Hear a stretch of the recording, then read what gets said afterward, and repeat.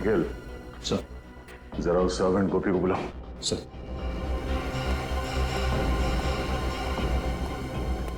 गोपी, इधर आओ।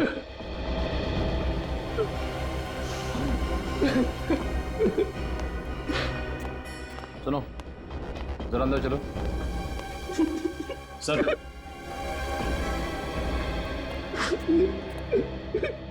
गोपी, कल रात जब यहाँ पे आग लगी तब तुम कहाँ थे? सर, अपने कमरे में सो रहा था। तुम सो रहे थे?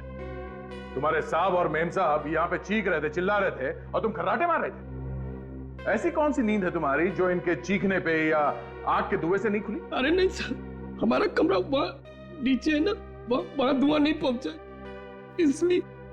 मगर चीखे तो पहुंची होंगी ना? कान में रुई डाल के सो रहे थे क्या? अरे नहीं सर, चीखें नहीं सुनाई थी। नहीं भाग के ना अपने साहब को बचाता ना, वो तो थोड़ी सी पी।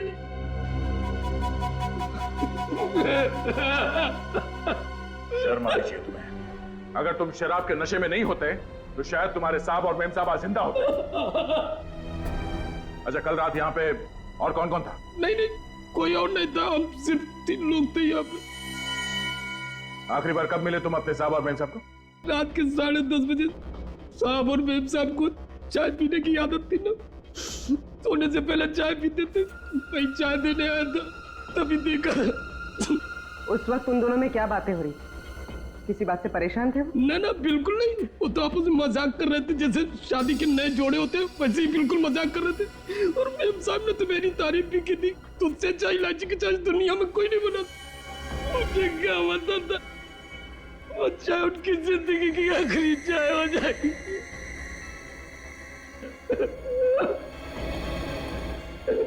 कमाल है, इस कमरे में आग लगी पर पलंग और गद्दे के अलावा यहाँ पे और कुछ नहीं जला। पर सर, जब दीपक और हेमा आग में जल रहे थे वो चुपचाप सोते रहे। वो चीखे क्यों नहीं, चिल्लाए क्यों नहीं, यहाँ से भागे क्यों नहीं? पर कहीं ऐसा तो नहीं कि पहले दोनों को मार के बेड पे सुला दिया और बाद में आग लगा दी? अब ये तो डॉक्टर सालों के ही बताएंगे कि मार के सुलाया है या सुला के मारा है।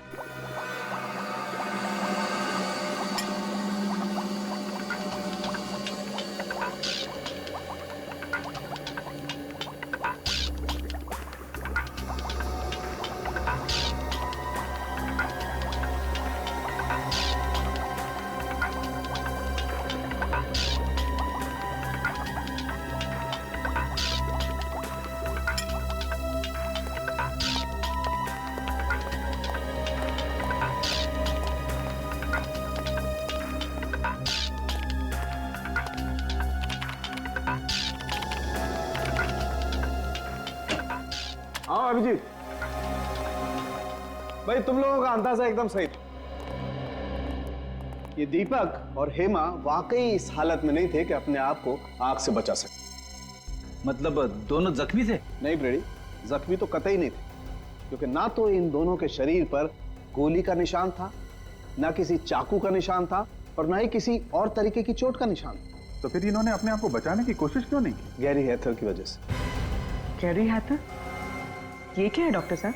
पूर्वी एक किस्म का केमिकल होता है जो अधिकतर एनेस्थीसिया या बेहोश करने की दवाइयों में मिलाया जाता है, और वही गैरी हैथर मुझे इन लोगों की चाय में मिला। ओह, तो जब आग लगी थी तो दोनों बेहोश थे? बिल्कुल, इसलिए बेचारे ना तो चिल्ला सके और ना ही भाग सके। हाँ, आओ बताता हूं।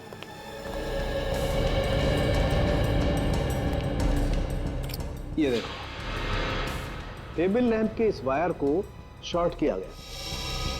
अब जैसे ही ये टेबल लैंप जला होगा, ये वायर धीरे धीरे गर्म होना शुरू हुआ, और इतना गर्म हो गया होगा कि इसमें स्पार्क हुआ होगा, और उस स्पार्क की वजह से आग लग गई होगी। ओह, तो आग इससे लगी? ये तो तुम लोग पता करो। आग कैसे भी लगी हो डॉक्टर साहब, लेकिन ये तो पक्का है कि दोनों का खून हुआ है। एक मर्डर है। खूनी को मालूम था कि दोनों रात में सोने से पहले चाय पीते, इसलिए चाय में उसने बेहोशी की दवा मिला दी और दोनों को बेहोश कर दिया। कुछ देर के बाद शॉर्ट सर्किट हुआ और आग लग गई। सर, घर का नौकर गोपी कह रहा था कि रात को 10:30 बजे चाय देने के बाद वो अपने कमरे में सोने चला गया था। रात को मेन गेट उसी ने बंद किया और फिर सुबह उसी ने खोला। सर तो कहीं ये सब गोपी ने तो नहीं किया? हो सकता है। मुझे लग रहा है कि ये काम अकेले गोपी के बस का नहीं है, कोई और भी है जो इसके साथ मिला हुआ है। पहले एक काम करते हैं, दीपक और हेमा इनकी पूरी डिटेल्स निकालते हैं, इनकी पूरी हिस्ट्री। जी हाँ, वो सारी डिटेल्स मुझे जल्दी से जल्दी चाहिए। थैंक यू सर, ये रही दीपक की जन्म कुंडली। Very good. पिछले 6 महीनों में उस पर 2 बार हमला हो चुका है, पर किस्मत से वो दोनों बार बच निकला। और दोनों बार जब इस पे हमला हुआ तो ये मीटिंग के लिए अकेला जा रहा था। सर अगर ये कोई बिजनेस से रिलेटेड दुश्मनी होती फिर तो उसे दीपक के पार्टनर मनीष को भी अपना निशाना बनाना चाहिए, सिर्फ दीपक ही क्यों? वही तो हैरानी की बात है सर, ये दीपक और मनीष हमेशा साथ साथ जाते थे मीटिंग करने के लिए, पर जिन 2 दिनों में दीपक पे हमला हुआ 7 मार्च और 14 मई को, तब मनीष उसके साथ नहीं था। मनीष कैसे साथ होता? दीपक की मौत से सबसे ज्यादा फायदा होगा मनीष को, और दीपक के घर बिना रोक टोक कौन आ जा सकता है? मनीष।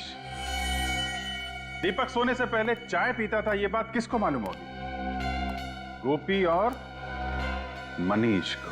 सर दीपक मेरा बिजनेस पार्टनर ही नहीं बल्कि मेरा दोस्त था। दोस्त नहीं बल्कि मेरे भाई जैसा था। अगर दीपक तुम्हें इतना ही प्यारा था तो उसका खून क्यों करवाया तुमने? क्या कह रहे हैं आप? मैं दीपक को क्यों मरवाऊंगा? 7 मार्च और 14 मई को जब दीपक मीटिंग्स के लिए जा रहा था तब उस पे जानलेवा हमले हुए थे या नहीं? जी हुए थे। और दीपक के साथ तुम हर मीटिंग में जाया करते थे। जी। तो फिर इन 2 मीटिंग्स में तुम दीपक के साथ क्यों नहीं गए? शायद मेरी किस्मत अच्छी रही। तुम्हारी किस्मत अच्छी नहीं थी, बल्कि ये दोनों हमले तुम्ही ने करवाए। लेकिन सर मैं ऐसा क्यों करवाऊंगा? क्योंकि दीपक के मरने से सबसे ज्यादा फायदा तुम्हें होने वाला। ये सारा बिजनेस तुम्हें मिल जा, तुम इसके अकेले मालिक बन जाते। वो तो दीपक नहीं मरता तब भी मैं मालिक बन जाता। क्या मतलब? देखिए, दीपक इस बिजनेस से परेशान हो चुका था और उसने ये बिजनेस छोड़ने का फैसला कर लिया था। क्यों? आइए मेरे साथ।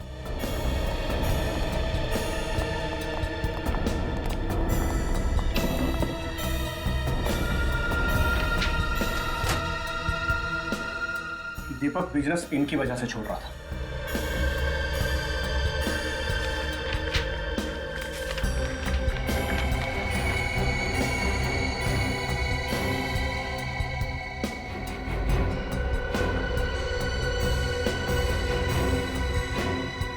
ये तो धमकी भरी चिट्ठियां हैं। ये चिट्ठियां कौन भेजता था? पता नहीं सर, है कोई गुंडा जो हर महीने हमसे 5 लाख रुपए मांगता था और कहता था अगर पैसे नहीं दोगे तो 5 लाख टुकड़े कर दूंगा। तुमने पुलिस में रिपोर्ट नहीं लिखवाई? नहीं सर, दीपक इन चीजों की परवाह नहीं करता था और वो इस दादागिरी के सख्त खिलाफ था और मुझे भी वो पैसे देने से मना करता था। ये चिट्ठियां आती कैसे थी? कभी गाड़ी के कांच पर लगी हुई मिलती थी तो कभी ऑफिस के दरवाजे के नीचे मिलती थी। अरे साहब, आप लोग ये क्या कह रहे हैं? साहब की चाय में बेहोशी की दवा क्यों मिलाऊंगा आखिर में? ताकि दीपक और हेमा सोते रहे, कमरे में लगी आग से वो खुद को बचा ना पाए। इतनी घिनौनी हरकत तुम सपने में भी नहीं कर सकते। और साहब के साथ नमक खाना उम्मीद करने से पहले हम अपनी जान न दे देते। समझ कर रखे आप लोग। देख, ये सब बातें किताबों में अच्छी लगती हैं, और सच तो ये है थोड़े से पैसे के चक्कर में तेरा ईमान टकमका गया। तूने अपने साहब और मेन साहब की जान ले ली, समझा? अरे छोटे साहब, ये छोटे। किसने दिए थे तुम्हें पैसे ये सब करने के लिए, बताओ? किसी ने नहीं दिए सब। तो फिर तुमने चाय में वो नशे की दवाई क्यों मिलाई? हाँ, लैम्प के साथ छेड़खानी क्यों की तुमने? बोलो, शॉर्ट सर्किट क्यों किया? उस लैम्प को मैं क्या छूंगा? मैं कैसे छेड़खानी कर सकता हूँ उसको? मुझे तो वो बाथरूम का जो पानी गर्म करने वाला होता वो भी चलाना नहीं आता, तो इसको क्या छूंगा सर? इस घर में सिर्फ 3 लोग रहते, दीपक, हेमा और तुम, जिनमें से 2 मर चुके, तो बचे सिर्फ तुम। नहीं, कल एक आदमी और आया था, उसने लैब के साथ छेड़खानी की होगी, उसने छुआ होगा। कौन आया था? वो बिजली वाली दुकान में जो होता है ना, क्या कहते हैं? इलेक्ट्रिशियन वाला। हाँ, इलेक्ट्रिशियन। कितने बजे आया था? 7:30 बजे। किस लिए आया था? वो बोला था कि हाँ साहब के कमरे का एसी ठीक करना। अच्छा, तुमने बुलाया था उसे? नहीं, मैंने नहीं बुलाया तो था। फिर किसने बुलाया? साहब ने बुलाया होगा। तुमने उसे यहाँ से बाहर जाते हुए देखा? नहीं साहब, वो उस समय तुम्हें किचन में था, कब चला गया पता ही नहीं चला। इसका मतलब सर वो इसी घर में कहीं छुपा हुआ था। हाँ, और उसी ने मौका मिलते चाय में नशीली दवाई मिलाई और स्लैम का शॉर्ट सर्किट कर दिया। मिल गया। 59 गीता मार्ग बलवंत नगर। हाँ सर, इस एड्रेस पर कल हमारा इलेक्ट्रिशियन भोपाल गया था सर। गोपाल को बुलाओ। मगर आज तो वो काम पर आया नहीं सर। तो फोन करके जल्दी बुलाओ उसे, जरूरी बात करनी है। सर मैं सुबह से कई बार ट्राई कर चुका हूँ, लेकिन उसका फोन स्विच ऑफ आ रहा है। लगता है उस बेचारे की तबीयत ठीक नहीं है। बेचारा? कोई बेचारा नहीं है वो। दो फोन किए उसने। क्या खून? मैंने तो उसे 3 दिन पहले काम पर रखा था सर। इस चक्कर में मैं तो नहीं फंस जाऊंगा ना? उम्मीद करो कि गोपाल जल्दी मिल जाए, वरना फंस भी सकते हो। तुम्हारे पास उसकी कोई फोटो वोटो है? वाह, बिना फोटो या बिना आई कार्ड के तुमने किसी को भी ऐसे ही काम पे रख लिया? नहीं सर, मैंने तो आईडी कार्ड मांगा था। उसने कहा कि गांव में भूल गया हूँ, अगले हफ्ते उसका भाई आया तो लेके आएगा। उसका चेहरा तो याद है ना तुम्हें? हाँ सर, बहुत अच्छी तरह। उसका स्केच बनवाओ हमारे लिए। पता तो चलिए गोपाल कहाँ कहाँ शॉर्ट सर्किट करता फिरता है।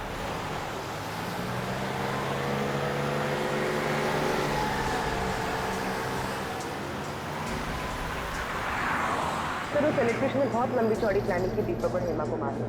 सर ना सिर्फ उसने उनके लैम्प के तार के साथ छेड़खानी की, बल्कि उनके चाय में बेहोशी की दवा भी मिला दी। मुझे तो लगता है कि एसी ठीक करने के बाद भी वो घर से गया ही नहीं होगा, वहीं पे कहीं छुप के बैठा होगा, इंतजार कर रहा होगा कि कब वो दोनों वापस आएंगे और कब वो उनकी चाय में वो बेहोशी की दवा मिलाएगा। पर यह बात तो सिर्फ दीपक का नौकर गोपी ही जानता था कि उन दोनों को रात में चाय पीने की आदत है। सर मुझे तो लगता है ये गोपी भी इस जुर्म में शामिल है, क्योंकि सर बिना किसी अंदर वाले की मदद के ये गुनाह कर पाना थोड़ा मुश्किल लगता है सर। गुनाह किसी अंदर वाले ने किया है या किसी बाहर वाले की मदद से किया गया है, ये तो स्केच की पहचान होने के बाद ही पता चलेगा। हाँ श्रेया, अच्छा उस इलेक्ट्रिशियन का स्केच है हमारे क्रिमिनल रिकॉर्ड में? क्या नाम है उसका? ओके ठीक। हाँ बोलो। अच्छा ठीक है सर, वो इलेक्ट्रिशियन गोपाल एक तनुज नाम का पुराना मंझा हुआ अपराधी। तनुज? और वो धमकी भरे खत, उसका कुछ पता चला? हाँ सर, उन पे लगे हुए इंग्लिश के निशान बताते कि वो रंगा नाम के मुजरिम थे। सर इस रंगा का भी पुराना रिकॉर्ड है, बिल्डर्स बिजनेसमैन वगैरह को धमका के पैसे लेते। तब ये तनुज रंगा के लिए काम कर रहा है। और सर रंगा ने शायद उन दोनों को इसीलिए मरवा दिया क्योंकि दीपक ने उसे पैसे देने से इनकार कर दिया। लेकिन सर हम इस रंगा तक पहुंचेंगे कैसे, क्योंकि हमारे पास इसका कुछ अता पता भी नहीं है। निखिल, चूहे को बिल से बाहर निकालने का सबसे अच्छा तरीका क्या है जानते हो? क्या है सर? चूहे के बिल के बाहर रोटी का टुकड़ा फेंको और आराम से बैठ के तमाशा देखो। इस रंगा नाम के चूहे को बाहर निकालने के लिए रोटी खिलाएगा मनीष, दीपक का पार्टनर मनीष।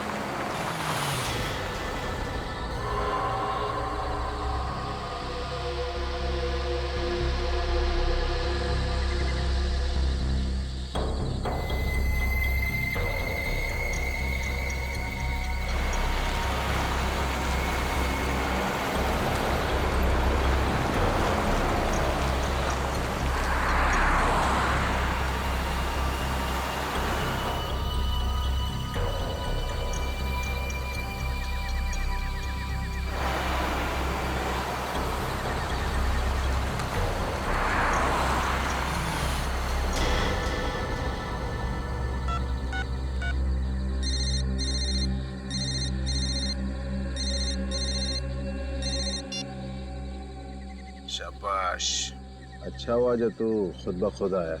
तेरे सिर पे रंगा का हाथ है, अब तेरा कोई बाल भी बाका नहीं कर सकता। पूरे पैसे लाया ना? हाँ पूरे हैं, चाहे तो गिन लीजिए। हमें अपने क्लाइंट पर पूरा भरोसा होता है, तू कम पैसे देने की गलती कभी नहीं करेगा। अच्छा एक काम कर, बाहर निकल, ब्रीफ केस सड़क पे छोड़ और जा। ठीक है।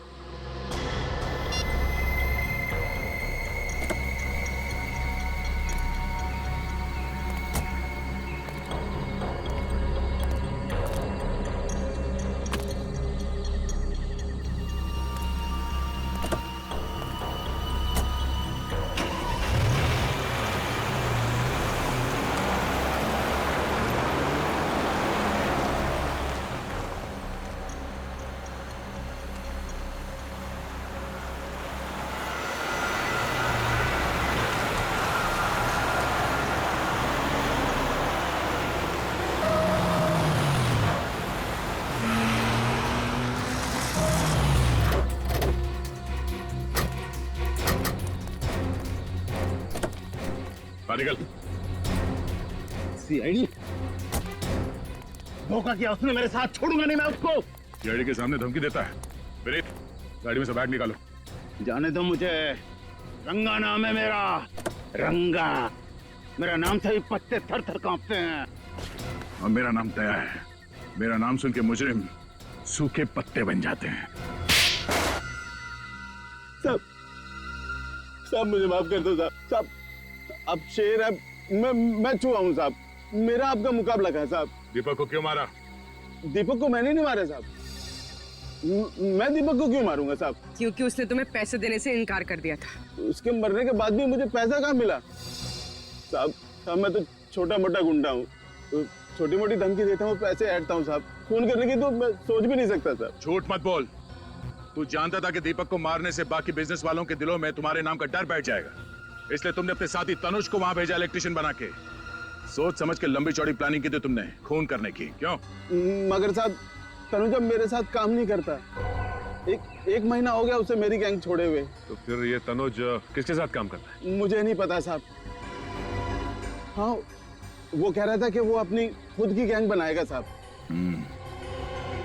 कहीं इस दीपक की मौत के पीछे इस तनुज की गैंग का हाथ तो नहीं है?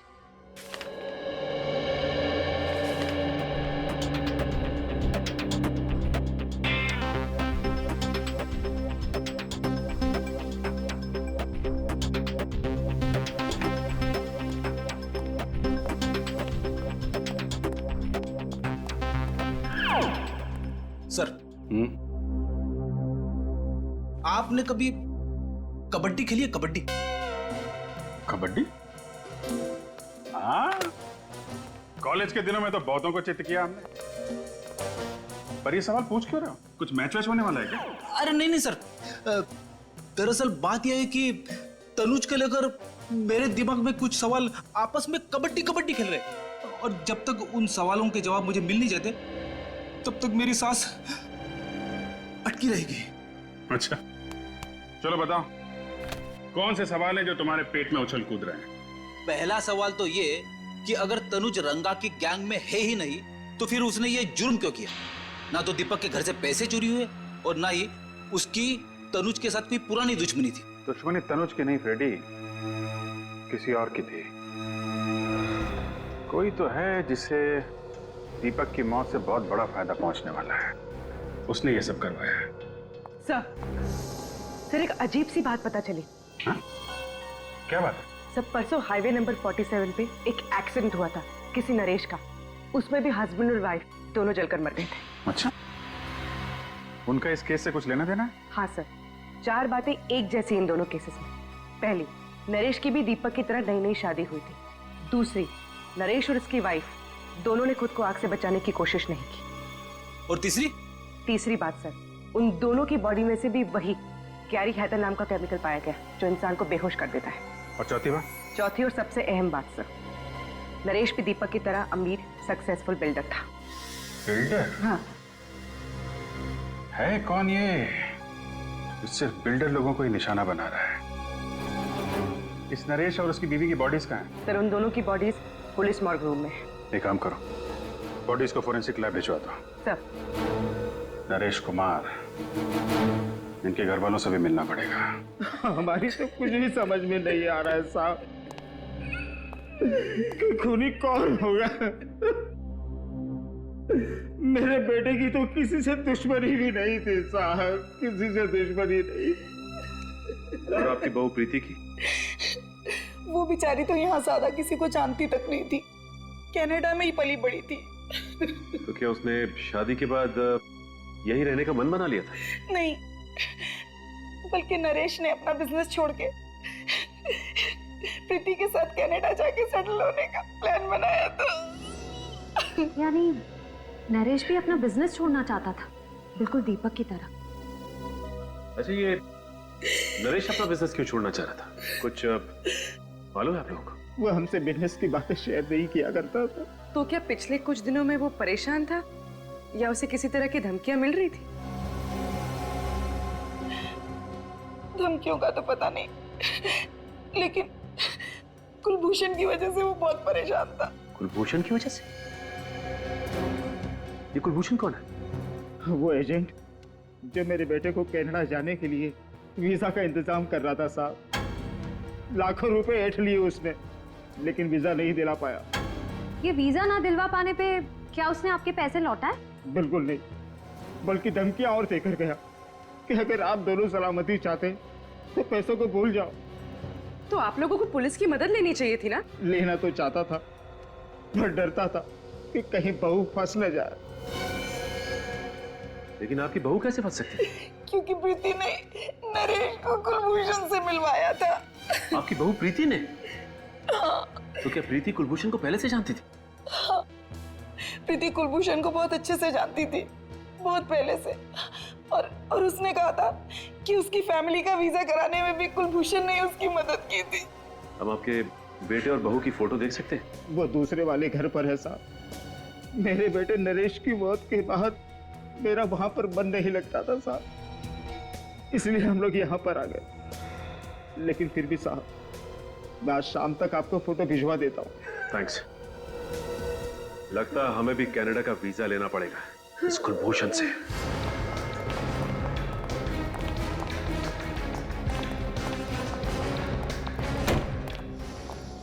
संभाल के भाई साहब, यहाँ का मालिक कौन है?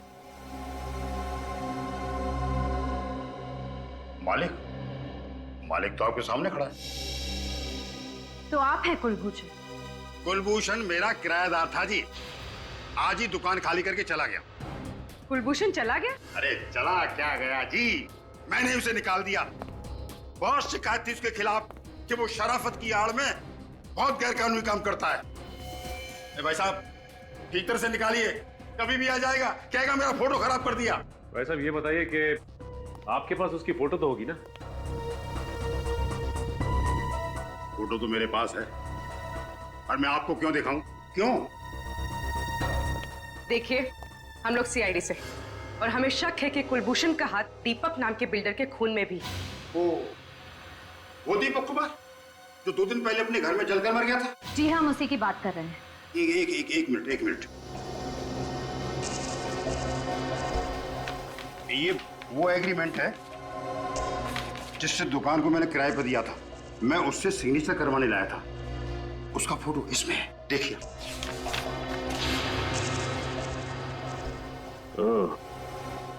ये है कुलभूषण। सर लगता है ये दीपक भी इस कुलभूषण के चंगुल में फंस गया था, विदेश जाने के लालच में। अब दीपक के परिवार वाले ही बताएंगे इस कुलभूषण का इतिहास।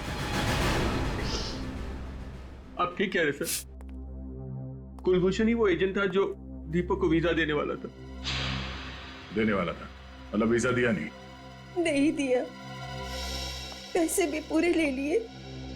जब भी हम लोग फोन करते यही कहता आज दूंगा, कल दूंगा, यही कह के हमें बेवकूफ बनाता रहा। दीपक ने तो बोल भी दिया था कि 1 हफ्ते में वीजा बना के दे देना, नहीं तो पैसे लौटा देना, नहीं तो हम पुलिस में कंप्लेन कर देंगे। फिर क्यों? हमने अपना बेटा खो दिया। अच्छा, अब दीपक को धमकी भरी चिट्ठियां आती थी, इसके बारे में कुछ मालूम है आप लोगों को? नहीं, दीपक ने इसके बारे में कुछ नहीं बताया हमें। अच्छा, इस कुलभूषण को कैसे जानते थे आप लोग? हम नहीं जानते थे, हमारी बहू हेमा अच्छी तरह से जानती थी, उसी ने हमें मिलवाया था। पर हेमा तो बाहर पली बड़ी है, तो वो कुलभूषण को कैसे जानती थी? मुझे नहीं मालूम। नरेश को कुलभूषण से मिलवाया उसकी बीवी प्रीति ने, और दीपक को मिलवाया हेमा ने। और सर हेमा और प्रीति दोनों ही कुलभूषण को अच्छी तरह से जानती थी, विदेश में पली बड़ी होने के बावजूद।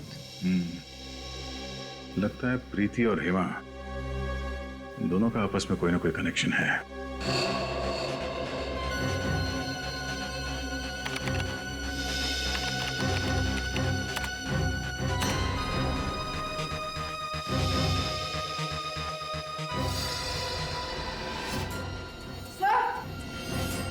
हाँ बोलो। सर ये कुलभूषण नहीं है, इसका असली नाम रणदीप है। रणदीप? ओह, ये तो पुराना पापी है। इतने सारे केसेस हैं इसके ऊपर 420 के। हाँ सर, ज्यादातर घपले इसने लोगों को विदेश ले जाने का झांसा देकर किए हैं। अमेरिका, इंग्लैंड, कनाडा, ऑस्ट्रेलिया का परमानेंट वीजा दिलवाने का झूठा वादा करके ये लोगों से लाखों रुपए हटता था। और इसके आखिरी दो शिकार थे दीपक और नरेश। मगर सर, इस रणदीप ने तो कई सारे लोगों को चुना लगाया होगा, तो फिर इसने दीपक और नरेश की जान क्यों ली? शायद उन दोनों को रणदीप की असलियत के बारे में पता चल गया होगा, इसलिए रणदीप ने तनुज की मदद से दोनों को रास्ते से हटा दिया। सर इसमें यह भी लिखा है कि ये रणदीप शादियां भी करवाता था, अमीर परिवारों के लड़कों के लिए एनआरआई बहुएं भी लाता था। अच्छा, एनआरआई शादियां? ये इस रणदीप की एक और तरकीब होगी लोगों को फंसाने की। सर, लगता है ये रणदीप उन्हीं लोगों को अपने जाल में फंसाता होगा जिन्हें या तो विदेश जाने का चस्का है या फिर विदेश में रहने वाले भारतीय लोगों से शादी करने का। मगर हेमा इस रणदीप की इतनी तारीफ क्यों कर रही थी? दीपक के माता पिता ने बताया था ना कि कुलभूषण हेमा को काफी सालों से जानता था। पर सर, दीपक के माता पिता तो ये भी कह रहे थे कि हेमा ऑस्ट्रेलिया में पली बड़ी है, फिर इसका इंडिया में रहने वाले 420 रणदीप से पाला कैसे पड़ गया? और नरेश के माता पिता भी कह रहे थे कि उनकी बहू प्रीति काफी सालों से कुलभूषण को जानती थी। सर, इस रणदीप ने पहले हेमा और प्रीति को अपने जाल में फंसाया और फिर उनके जरिए दीपक और नरेश को अपना शिकार बनाया।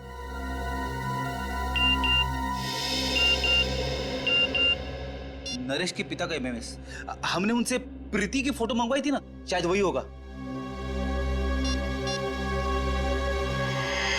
हाँ सर, ये प्रीति है। सर ये तो हेमा है। ये इसका मतलब हेमा और प्रीति दोनों एक ही हैं। ये क्या चक्कर है?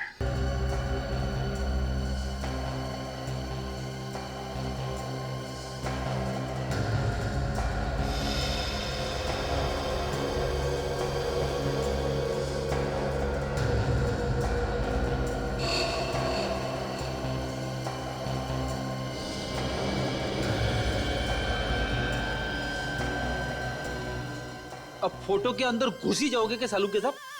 इतनी बारीकी से क्या देख रहे हो? हेमा की आंखें। नहीं तो क्या मिला कुछ आंखों में आपको? ढूंढ रहा हूं अभिजीत, मैं ये पता करने की कोशिश कर रहा हूं कि हेमा को हेड्रोक्रोमिक इरिडोसाइसिलिया नाम की बीमारी थी या नहीं।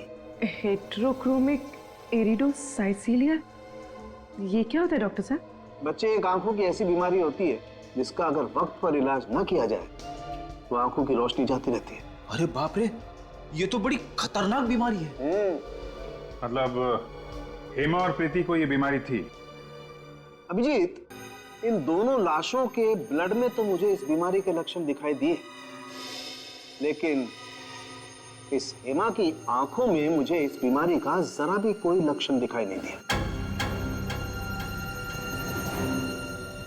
इसका मतलब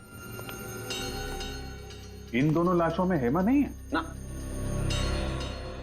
हेमा की जगह किसी और को लाके जला दिया गया है। सर, अगर हेमा जिंदा है तो फिर वो गई कहां? और अगर ये लाश हेमा की नहीं है तो फिर है किसकी?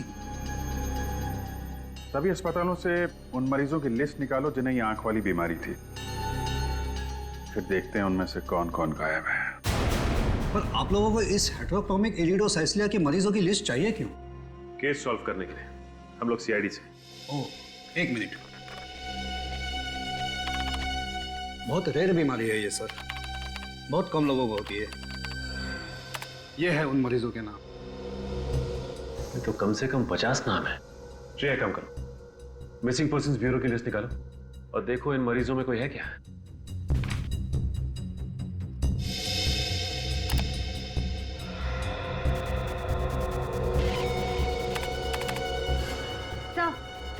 आभा का नाम है इसमें। सर, गौरी का भी है। एक की उम्र 24 साल और दूसरे की 26। ये देखो, दोनों की हाइट 5 फुट 3 इंच, बिल्कुल हेमा के जितनी। और इन्हें दूर से देखकर कोई कह ही नहीं सकता कि ये हेमा नहीं है। सर, मतलब हेमा की जगह इन दोनों की लाश रखी गई।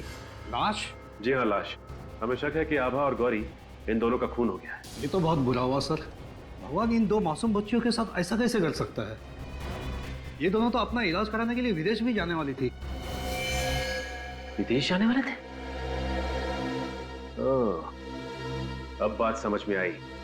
इसका मतलब ये दोनों लड़कियां कुलभूषण से मिलने गई थी वीजा के लिए, और जैसे ही कुलभूषण ने इन दोनों लड़कियों को देखा कि ये दोनों हेमा जैसी दिखती हैं, उनका काम तमाम कर दिया उसने। श्रेय, काम करो, जरा देखो इस लिस्ट में किसी का प्रोफाइल मैच करता है। सर,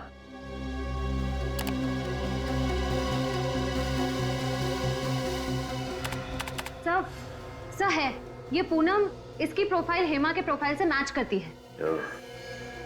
तो इसका मतलब पूनम की जान भी खतरे में है। सर ये रहा बंगला नंबर 23। सर पूनम यहीं रहती है।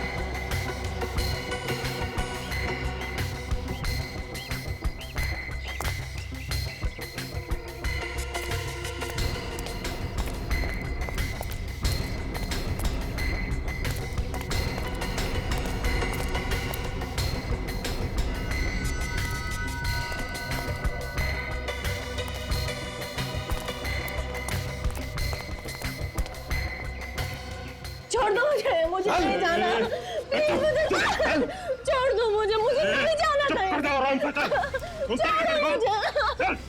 छोड़ दो। तो रणदीप और तनुज है। यदि तो पूनम को जबरदस्ती लेके जा रहे हैं, लगता है एक और अमीर आदमी को मारने का प्लान है। चल अंदर बैठ। जल्दी गाड़ी चला, से पहले को आ जाए यहाँ पे। चल। आ जाएंगे नहीं, आ गए।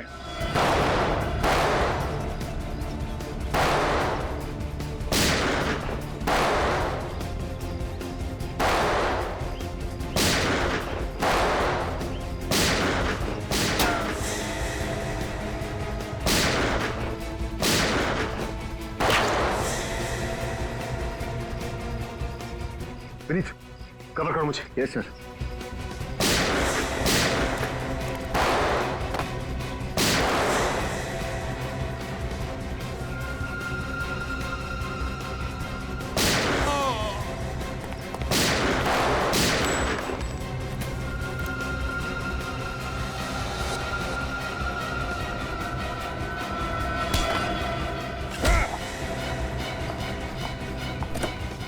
तुम ठीक हो ना? हाँ मैं।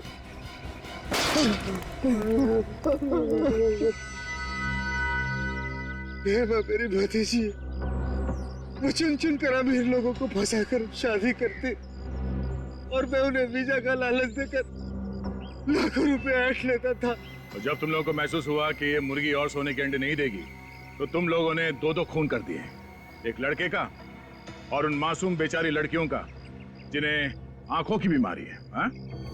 ये सब रणदीप का प्लान था। मैं तो सिर्फ सुपारी लेकर खून करता हूँ। तुम्हारा अगला शिकार कौन है? हाँ? और किसका करने वाला है? गौरव कौन? मशहूर बिजनेसमैन गौरव विक्रांत। वो इस वक्त हेमा से शादी कर रहा है। कहाँ है ये शादी? ये शादी कहाँ है?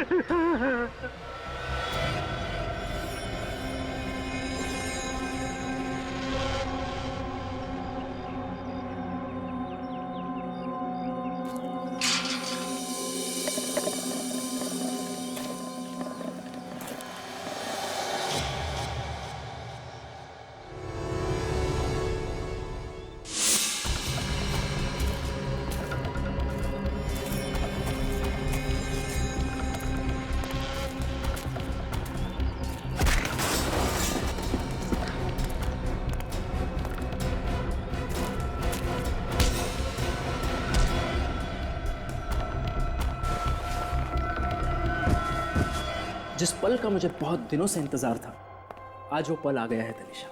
तुम्हें पता है, तुमसे शादी करना मेरी जिंदगी का सबसे अहम फैसला है। गलत। गलत? सबसे सही फैसला तो ब्राजील जाने का है ना गौरव? गौरव ब्राजील जाए या ना जाए, तुम जरूर जाओगी जेल।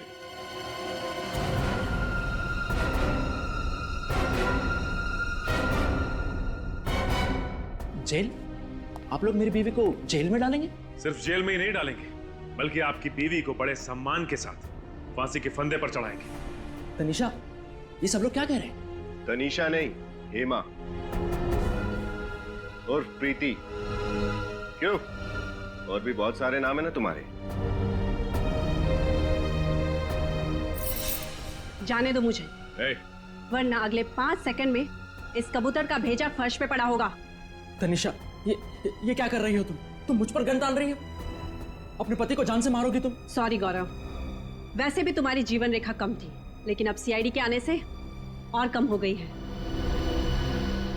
1 2 3 4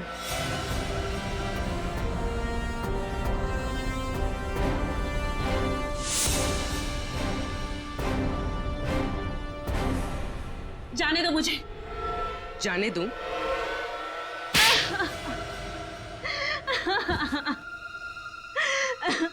हम जानबूझकर वही परिवार ढूंढते जिन्हें एनआरआई बहू चाहिए थी, और फिर उन परिवारों का विश्वास जीतकर उनके साथ विश्वासघात करते हो तुम लोग।